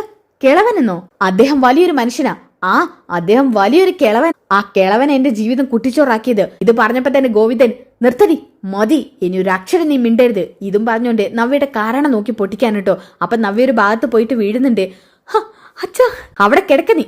നിനക്ക് യാതൊരു യോഗ്യതയോ ഇല്ല ആനന്ദപുരിക്കാരെ കുറിച്ച് ഇങ്ങനെയൊന്നും സംസാരിക്കാൻ. അപ്പൊ കനക പറയുന്നുണ്ട്, ഗോവിന്ദേട്ടാ, ഇവളോട് സംസാരിക്കേണ്ട രീതിയിൽ സംസാരിക്കാം. നീ എന്ത് കരുതിയടി? നിന്റെ അനിയത്തിമാര് നിന്നെ പോലെ ദുഷ്ടരാണെന്നോ? മറ്റുള്ളവര് തരുന്ന വിഷം കുത്തിവെക്കുന്നത് അതേപടി വിശ്വസിച്ചോണ്ട് സ്വന്തം അനിയത്തിമാരെ എതിർത്തിറങ്ങിയേക്കുക. നിനക്ക് നാണം ഇല്ലല്ലോ? നിന്റെ സ്വന്തം അനിയത്തിമാരെ നിനക്ക് നല്ലത് വരാതിരിക്കാൻ ആഗ്രഹിക്കോ? ആഗ്രഹിക്കും, അവളൊക്കെ ആഗ്രഹിക്കും. എന്നാ കേട്ടോടി നീ. അങ്ങനെ ആഗ്രഹിക്കുന്നവര് നിനക്ക് വേണ്ടി ത്യാഗം സഹിക്കേണ്ട ആവശ്യം എന്തിരിക്കുന്നു? അത് നീ അറിഞ്ഞേ പറ്റൂ. അപ്പൊ ഗോവിന്ദ പറയുന്നുണ്ട്, കനകെ വേണ്ട ഗോവിന്ദേട്ടാ, അറിയാനുള്ളതൊക്കെ ഇവൾ അറിഞ്ഞിട്ടില്ലെങ്കിൽ ഇനിയും നയനമോളെ ഇവൾ കുറ്റപ്പെടുത്തും കേട്ടോ. ആ വീട്ടിൽ ചന്തുമോളെന്ന് പറയില്ലേ, നീ നായികയ്ക്ക് 40 വട്ടം പറയുന്നു ആദർശ് ഇല്ലാതാക്കിയ പെൺകുട്ടിയുടെ മകളെന്ന്. എന്നാ ഇല്ലാതാക്കിയത് ആദർശല്ല, നിന്റെ ഭർത്താവാ. നിന്റെ ഭർത്താവിന്റെ രക്തം ഒഴുകുന്ന കുഞ്ഞാണ് ചന്തുമോള്. ഇതൊക്കെ കേട്ടിട്ട് നവ്യ ആകെ ഞെട്ടി നിൽക്കാൻ കേട്ടോ. വേറൊരു കാര്യം കൂടി നീ കേട്ടോ, ആ കൊച്ചിനെ കോമാ സ്റ്റേജിലാക്കിയത് നിന്റെ ഭർത്താവാ. ആ ദുഷ്ടനാ ഇതിന്റെയൊക്കെ പിന്നിൽ. എന്നാലും നിന്റെ ജീവിതം തകരാതിരിക്കാൻ വേണ്ടിയിട്ട് ഇതൊക്കെ തലയിലേറ്റ് കൊണ്ടുവച്ച് നടക്കാണ് ആദർശ്. നിന്റെ ജീവിതം സംരക്ഷിക്കാൻ വേണ്ടി ഇത്രയൊക്കെ ചെയ്യുന്ന ആദർശിനെയാ നീ ഇങ്ങനെയൊക്കെ പറയുന്നത്. ഇതൊക്കെ കേട്ടിട്ട് ആകെ അന്തം വിട്ട് വിശ്വസിക്കാൻ പറ്റാതെ നിൽക്കാനിട്ടോ നവ്യ. ഇല്ല, എന്റെ അഭി ഒരിക്കലും അങ്ങനെ ചെയ്യില്ല. അങ്ങനെ ചെയ്യില്ലെന്നുണ്ടെങ്കിൽ പിന്നെ DNA ടെസ്റ്റ് റിസൾട്ടോ അവന്റെയും ആ കുഞ്ഞിന്റെയും മുടിനാഴിഴകൾ പരിശോധിച്ചപ്പോ കിട്ടിയ റിസൾട്ടാണ് അവൻ ആ കുഞ്ഞിന്റെ അച്ഛനെന്ന്. അപ്പൊ ഗോവിന്ദ പറയുന്നുണ്ട്, അതേ മോളെ, നിന്നോട് ഇതുവരെ ഒന്നും പറയാതിരുന്നത് നീ അതൊക്കെ ആലോചിച്ച് വിഷമിക്കില്ലോ എന്ന് കരുതിയിട്ടാ. ഇപ്പൊ നിനക്കൊരു കുഞ്ഞും കൂടി ഇല്ലേ, അത് ഏറ്റെടുക്കാൻ നയനയും ആദർശം തയ്യാറായത് അതുകൊണ്ടാ. അങ്ങനെ ഭ്രാന്തമായ രീതിയിൽ നവ്യ ഇതൊക്കെ കേട്ടിട്ട് ആകെ അലറി വിളിക്കുന്നുണ്ട് കേട്ടോ. സത്യങ്ങൾ അറിഞ്ഞിട്ട് പലതും വലിച്ചെറിയാൻ ശ്രമിക്കുന്നുണ്ട് കേട്ടോ. മറ്റു നിവർത്തിയില്ലാതെ കനകയും ഗോവിന്ദനും സത്യങ്ങളൊക്കെ പറഞ്ഞു പോകുന്നുണ്ട്. ഈ ഒരു കിടിലൻ എപ്പിസോഡ് ഇഷ്ടപ്പെട്ടോ? ഇനി ഇതിന്റെ ബാക്കി എന്തൊക്കെയാണെന്ന് അറിയണ്ടേ? നവ്യ എന്തായിരിക്കും അഭിയെ ചെയ്യാന്ന് അറിയണ്ടേ? ഓക്കെ, അപ്പൊ ആ ഒരു എപ്പിസോഡ് കിട്ടാൻ വേണ്ടി നിങ്ങൾ നെക്സ്റ്റ് എപ്പിസോഡ് ഒന്ന് കമന്റ് ചെയ്യുക. അപ്പൊ ഈ വീഡിയോ ഇഷ്ടപ്പെട്ട ലൈക്ക്, സബ്സ്ക്രൈബ്, കമന്റ് ചെയ്യാൻ മറക്കണ്ട. അപ്പൊ അടുത്ത വീഡിയോയിൽ കാണുന്നതായിരിക്കും. എല്ലാവർക്കും ബൈ ഗായ്സ്.